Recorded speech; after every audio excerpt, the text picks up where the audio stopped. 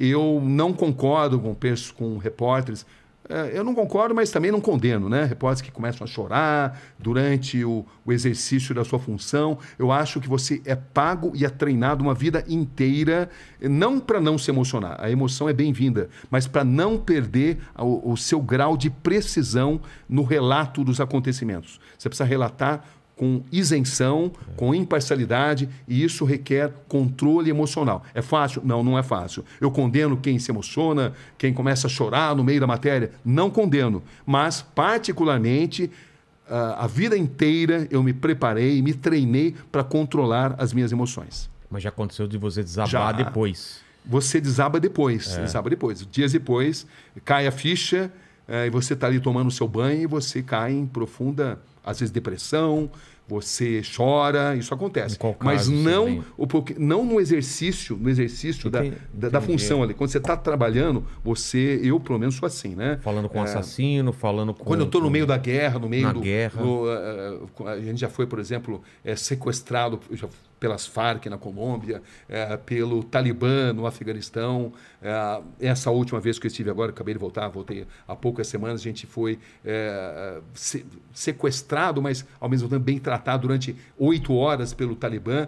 E em 96, a gente tinha filmado uma vila que tinha sido dizimada pelo Talibã, porque os moradores tinham dado comida para os inimigos do Talibã, uma vila persa. Sim. E a gente foi interceptado. E na saída, eles fizeram toda a menção, queriam... No meio do caminho, pegaram no meio do caminho. A gente fez todas as imagens, a vila persa sendo totalmente dizimada, e na saída a gente foi interceptado pelo Talibã, eles fizeram toda a menção que iam nos executar. Era eu e o cinegrafista Sherman Costa. Vocês tinham um tradutor? A gente tinha um tradutor de pastum, eu sabia, mas o fato de eu saber falar algumas palavras em pastum fez com que eu ganhasse uma simpatia e fez com que eu convencesse aqueles guerrilheiros a trazerem o comandante que falava inglês. Aí com o inglês eu pude me comunicar com eles e aí eu o convenci de que a gente tinha se perdido, que não era exatamente verdade, mas a gente acabou até recebendo um banquete deles. É? Mas como que bate em você quando o cara fala a gente vai te executar?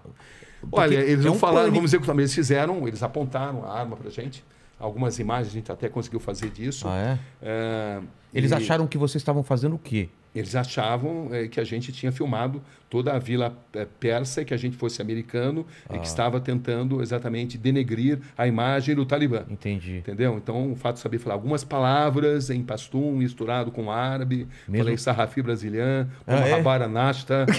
Falei, sou jornalista brasileiro, não tem problema. Neymar. Não sou, Neymar na época não, né? Mas eu sempre carreguei comigo, porque isso era 96, né? Então, Neymar ainda... 96, quem que era do Brasil famoso? Romário, pô. Romário? Careca. Isso, exatamente, Careca já tinha até agora, era o Romário mesmo. Romário que tinha se consagrado, Romário e Bebeto, né? Que tinham se consagrado 2 anos antes na Copa do Mundo. Mas, enfim... Você carrega umas camisas do Brasil? Eu levo camisa do Brasil e sempre levei comigo também foto do Pelé comigo, entendeu? O Pelé, uma vez, quando eu era correspondente em Londres, ele foi me visitar, a gente jogou tênis, ele foi na minha casa, então eu tinha foto com a minha família, a gente passou assim uma tarde memorável e era uma foto muito íntima. E essa foto íntima me abriu muitas portas, fez com que muita situação de tensão fosse aliviada. Nossa. Entendeu? O Pelé, ele abre portas em todos os lugares. Até hoje, né? Até hoje. Você fala Pelé, é a magia. Eu sou muito grato a ele pelo privilégio de ter feito grandes entrevistas com ele e por tudo aquilo que ele significa para nós brasileiros no exterior. A história dessa foto, essa é o mesmo período que você falou? Esse é o mesmo período de 96, quando o Talibã tomou o poder. E aí como que é?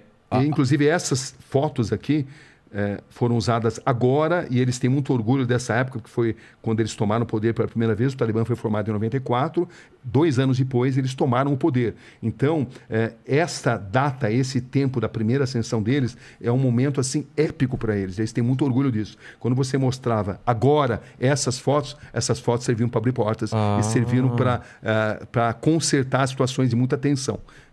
Porque agora o Talibã voltou ao poder 20 anos depois. A gente acabou de fazer uma série chamada Missão Cabul, que é uma série que cotada para ganhar prêmios e tal. Ó, para você ver aqui como é que é a vida do repórter. Isso aqui já é um rapaz que trabalha comigo, já tentando fazer uma matéria investigativa e sedento por entrar em contato comigo. Fatalmente ele tem que tomar alguma decisão. E a minha vida é assim, a vida inteira tendo que tomar decisões, tendo que construir estratégias para fazer matérias que tragam algum tipo de benefício para a sociedade, né? Mas isso te traz algum tipo de ansiedade? Porque uma traz. decisão errada pode te custar a vida, né? Traz, sim, traz. Nesse caso, Mas também traz assim um sentido de recompensa muito grande quando você consegue ajudar a promover justiça.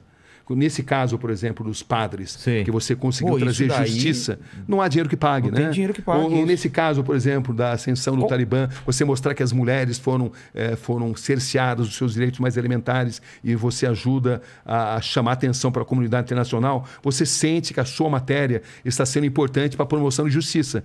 E não existe sentido na nossa profissão se a gente não ajudar de alguma forma a promover justiça, né? Pelo menos é assim que eu encaro a profissão. E fazer uma transformação. Foi nessa ida que você mostrou os caras sem orelha? Que eles cortavam a orelha ou não? Você cortava a orelha, foi no Iraque. No Iraque? Foi 2 anos antes. Um ano antes.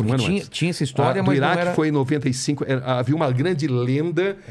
O governo de Bagdá, o Saddam Hussein, o Tariq Aziz, que era o vice-primeiro-ministro, o homem que aparecia para a imprensa internacional, dizia, desafiava jornalistas internacionais a provarem que eles cortavam a orelha daqueles iraquianos que ousassem se negar a servir o exército. Entendeu? Isso sempre circulava, mas eles desafiavam jornalistas a provarem isso. E nós conseguimos provar. Eu vi essa cena. Isso. Quem que puxa o turbante, alguma coisa que mostra? Essa foi a segunda situação, né? Porque, na verdade, eu fui beneficiado pelo fato de que a gente estava ali em Bagdá, com o Saddam Hussein, e 24 horas por dia, monitorados pelos agentes do Saddam. Mas eles estavam do lado. Eles estavam lá, eles sabiam tudo onde a gente estava, o que a gente estava fazendo. Quando você apontava a câmera, o cara falava aqui pode, aqui não pode? Exatamente. Então, como é que eu ia, por exemplo, para Saddam City, onde estava a grande maioria silenciosa, né? Porque é o seguinte, internacionalmente, os xiitas são minoria. Tá. Os sunitas são maioria. São maioria. Mas os xiitas, no Iraque, eles são maioria. Uma maioria que jamais conseguiu deter o poder. E eu sabia que grande parte desses soldados que tiveram a orelha cortada estavam num lugar chamado Saddam City, porque em Saddam City havia contingentes de soldados, pelo menos havia essa informação, que se negaram a servir o exército e tiveram as suas orelhas sumariamente cortadas para servir de exemplo. Eles eram sunitas? Eles eram xiitas. Xiitas, exatamente. Eram o Saddam Hussein sunita. O Saddam Hussein sempre perseguia os sunitas. No Iraque são minoria. Tá. Entendeu? Mas eles sempre tiveram muito próximos do poder. Era uma minoria que sempre deteve um poder econômico maior. Tá. Entendeu? Os sunitas, se você considerar o islamismo internacional, são maioria. Mas dentro do Iraque, os xiitas são maioria. Tá. Né? Esses xiitas são apoiados pelo Irã, que é um país xiita, por exemplo. Né? Bom, mas enfim. E a gente tinha que ir para Saddam City, onde estavam os soldados. Eu sabia que haveria uma grande chance. Mas como é que eu ia fazer para ir sendo seguido dia e noite pelos soldados do Saddam Hussein? Aí como é que eu consegui? Ficamos sabendo que havia chegado assim um grupo de jornalistas americanos. E não havia agentes suficientes para monitorar americanos e brasileiros. Então, o sabedor disso falou assim, olha, a gente está meio doente aqui, meio cansado, e também a gente está afim de jogar tênis, entendeu? Para relaxar um pouco. Então, a gente vai num outro hotel que tem quadra de tênis, e lá a gente vai jogar tênis, tá bom? Tudo bem? Então, eles até gostaram, porque eles não teriam como seguir a gente e os americanos ao mesmo tempo. Então, o que eu fiz? Eu e o cinegrafista Fernando Pelégio, que era o cinegrafista que estava comigo lá, a gente botou a câmera dentro de uma raqueteira de tênis e fomos para esse hotel onde havia uma quadra de tênis. Tá. Entendeu? Então vocês foram realmente para o hotel? Fomos para esse hotel. Tá. Chegamos até simular e para a quadra de tênis. Quando a gente se sentiu seguro... Não tem ninguém seguindo. A gente tratou de identificar um motorista que eu tinha informação que fazia ponto ali naquele hotel. entendeu? Que era o Hotel Sulemânia. E que, Meu coração já podia está me levar. acelerado só de você contar essa história, né? Porque Meu porque o que Deus. acontece é o seguinte, entrou no primeiro, mas a gente se enganou, não era o motorista indicado, a gente tinha se enganado. E esse motorista, ao invés de levar a gente para Saddam City, ele levou a gente para o Ministério da Informação. Pô. Aí no Ministério da Informação, o que você queria para Saddam City? Não, eu falei, Saddam City não. A gente queria ir para o Ministério da Informação do Saddam, entendeu? A gente queria vir para cá justamente. Entendeu? A cidade, né? Deu Miguel, o deu um famoso migué Miguel. ali, eles acreditaram e tal. Aí a gente voltou para lá. Quando voltamos para lá... Pro primeiro hotel ou o primeiro hotel onde a gente ia jogar tênis. Tá. Entendeu? E aí, nesse hotel, eu consegui finalmente achar um motorista que eu tinha indicação, que falava inglês, era jovem e que tinha insatisfações em relação ao regime e que estaria disposto a assumir o risco. Precisaria ser alguém que é disposto a assumir seria risco. descoberto, morto, né? Exatamente. Então, eu acabei descobrindo esse motorista e ele nos levou para Saddam City. Só que levar no Saddam City, eu lembro que a gente levou pedrada, porque estrangeiros eram mal vistos ali, mas o fato é que uma hora depois de a gente ter chegado lá, a gente conseguiu finalmente descobrir um soldado que teve a orelha cortada, eu fiz a entrevista, ele contou pormenorizadamente por que a orelha tinha sido cortada sem anestesia, justamente porque ele não tinha servido o exército. E aí, para você ver como é que são as coisas, né? A imagem que você viu, que a gente estava na confluência do Rio Tigre e Eufrates. 3 dias depois... Não é desse dia. Não é desse dia. Não é Outro dia soldado. depois, a gente estava na confluência e eu notei que tinha ali o barqueiro que não tirava o turbante de jeito nenhum. Aí eu cheguei nele lá e eu falei, fiz um sinal, a hora que o tradutor, que era ligado ao regime do Saddam Hussein, estava distante, entendeu? Porque a gente foi para o meio do rio, e o tradutor ficou lá. Eu falei que eu precisava fazer uma passagem e o barco não cabia mais gente.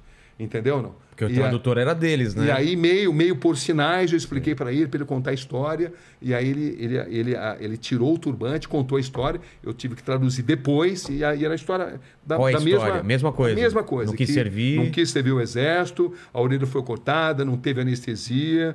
E a família passou a ser perseguida. E o mais interessante é que eu lembro entrevistando o Tariq Aziz, o vice-primeiro-ministro, ele falou assim, eu desafio você a encontrar essas pessoas. Onde estão essas pessoas? Mas eu não podia falar, eu acabei de filmar. Porque se eu falasse isso, eles iriam revistar, confiscar. E eu queria ainda ir para a cidade, arrasá-la pelas armas químicas do Saddam Hussein. Claro. Só que essa cidade arrasada pelas armas químicas do Saddam Hussein estavam no norte do Iraque. Sei. E você não consegue entrar, você não conseguia na época entrar no norte do Iraque, no Kurdistão, pelo próprio Iraque, porque os agentes do Saddam Hussein não deixavam. O que você tinha que fazer? Você tinha que sair do Iraque, ir para a Jordânia, da Jordânia ir para a Turquia, e da Turquia você conseguia, ali pelo sul da Turquia, lá por Diyarbakir, que é um grande reduto, né, ali dos curdos, você conseguia entrar por ali numa área que era mais monitorada pelos curdos do que pelos próprios agentes do Saddam. Mas para você entrar ali, você precisava de um visto. Mas ali eu tive uma grande sorte, repórter, precisa ter sorte também. Estavam programadas eleições em Bagdá. Você vê eleições em Bagdá, né? Com Saddam Hussein, né? Você acha? Já sabe o resultado. Conversa da carochinha, né? Mas ia ter ali o teatrinho deles. Os caras lá assim, tá bom, o cara joga fora aqui. Você não bota no Saddam, você vai pro paredão, né? Exatamente assim. Mas enfim, mas o fato de eleições, eu falei assim, olha, eu preciso, o seguinte, a gente já tem um bom material, e a gente precisa ir para a Jordânia, porque a gente precisa mandar o material pela Jordânia. Mas só que eu quero voltar aqui para cobrir eleições, porque eu fiquei sabendo que eu precisaria de um visto. E aí eu falei, eu vou voltar aqui 2 semanas para cobrir as eleições. Aí eles me deram um visto. Aí eu não voltei para cobrir as eleições.